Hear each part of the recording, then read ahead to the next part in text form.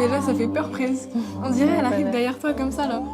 Aujourd'hui, on est aux Listeners à Paris avec le Pass Culture pour écouter le nouvel album de Taylor Swift, The Life of a Showgirl. Salut, moi c'est Madiana, je suis une très grande fan de toute la musique pop américaine, notamment de Taylor Swift. Moi je m'appelle Héloïse, j'ai 20 ans, moi j'écoute plus du rap, mais je suis ravie d'écouter et de découvrir son album aujourd'hui. La dernière fois que j'écoutais réellement Taylor Swift, c'était pendant la sortie de l'album Midnight. Sinon j'écoute de temps en temps, mais je suis pas vraiment très fan. J'ai toujours aimé la pop déjà, mais Taylor Swift, j'ai commencé vraiment à l'écouter au Eras Tour et j'ai vraiment commencé à aimer. Maintenant on va écouter le premier titre, The Fate of Ophelia. Je trouve que c'est entraînant, ça donne envie de danser. Ouais, un peu.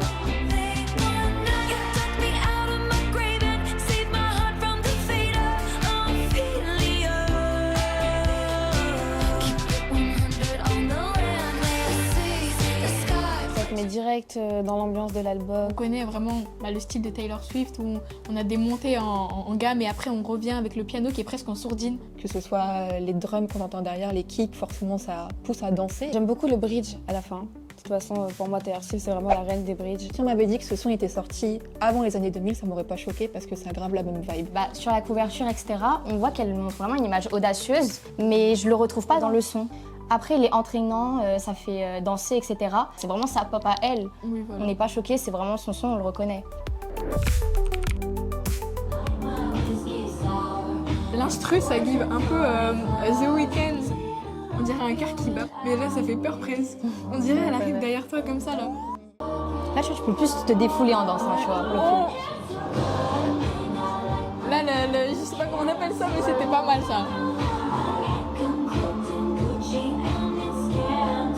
Ah, j'ai beaucoup aimé, franchement. Ouais, moi ma aussi, préférée, vraiment. je pense. Là, on retrouve vraiment son art esthétique. Cette photo. Vraiment, Ça cette va photo-là. vraiment avec. Avec le feu derrière. Le côté un peu rock à des moments et le côté aussi dans les paroles, dans la façon dont elle s'exprime, ça me fait vraiment penser à Olivia Rodrigo. Moi, si j'aurais faire écho à un autre son, je pense plutôt Bad Blood, parce que c'est vraiment super dynamique. Direct, on entre dans l'énergie un peu revenge. Comme il y avait des phrases, c'était Matching Scars or Welcome to my Underworld.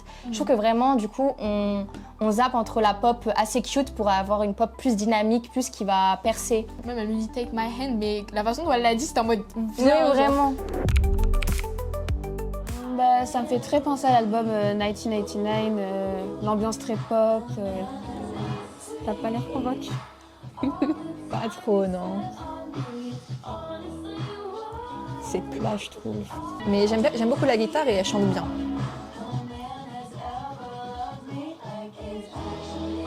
Pas trop, non. En vrai, ça va. C'est sympa.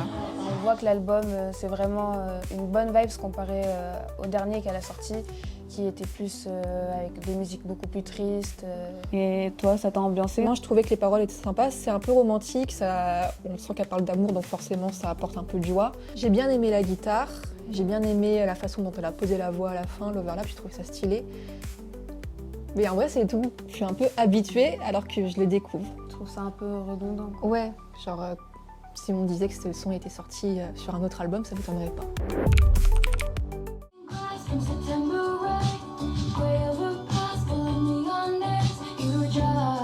ça fait un peu West Ham.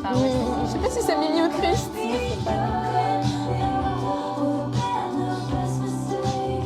Là, c'est plus mélancolique, je sens, avec la guitare et tout acoustique. Ah, quand elle joue la guitare acoustique, genre, J'aime ça. quand elle fait les surprise songs. Oh, oui.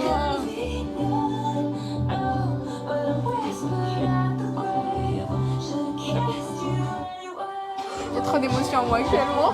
Franchement, j'ai adoré le son. Je pense que en ressortant, il ira directement dans ma playlist. Juste, je l'écouterais toute seule, je l'écouterais pas avec des amis. Mais un petit point négatif, personnellement, j'aurais bien entendu dans ce son une high note à la fin qui conclurait le son. Et je pense puisque c'est la mort d'un ami, je pense qu'elle a pas voulu non plus aller sur quelque chose de trop tragique. Mais parce que du coup, maintenant, à Ouais, son pas âge, de elle a passé l'étape du deuil un peu. Enfin, sa mémoire, oui, etc. Oui, pour exactement. pas manquer de respect. Ça se comprend quand Ouais, on ouais. analyse vraiment le contexte de la musique, on comprend pourquoi ça change un peu des musiques pop qu'elle peut faire.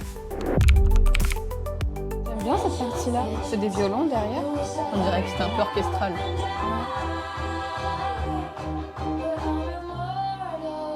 Tu différencies pas la voix? Pas du tout. Là, il y a les deux qui chantent, je crois. Mais j'ai l'impression que c'est qu'une seule voix. Pas toi?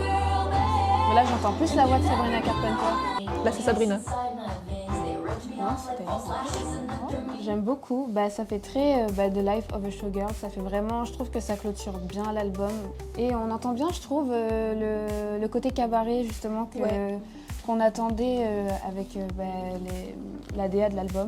On dirait un peu une musique de remerciement. Ce serait un peu genre sa chanson de la rédemption pour dire que, voilà quoi, elle était sur le devant de la scène et qu'aujourd'hui, elle a besoin d'une pause. Franchement, si c'est le cas, je trouve que c'est une bonne manière de conclure, du moins pour une pause. Et du coup, le fait de faire un feat avec Sabrina, ça voudrait dire que genre, ce serait celle qui prend sa place. Peut-être une relève. Ce serait sa relève, sa continuité. Bon bah voilà, c'était nos réactions à The Life of a Showgirl de Taylor Swift. L'album il est disponible, vous pouvez l'écouter sur le Pass Culture.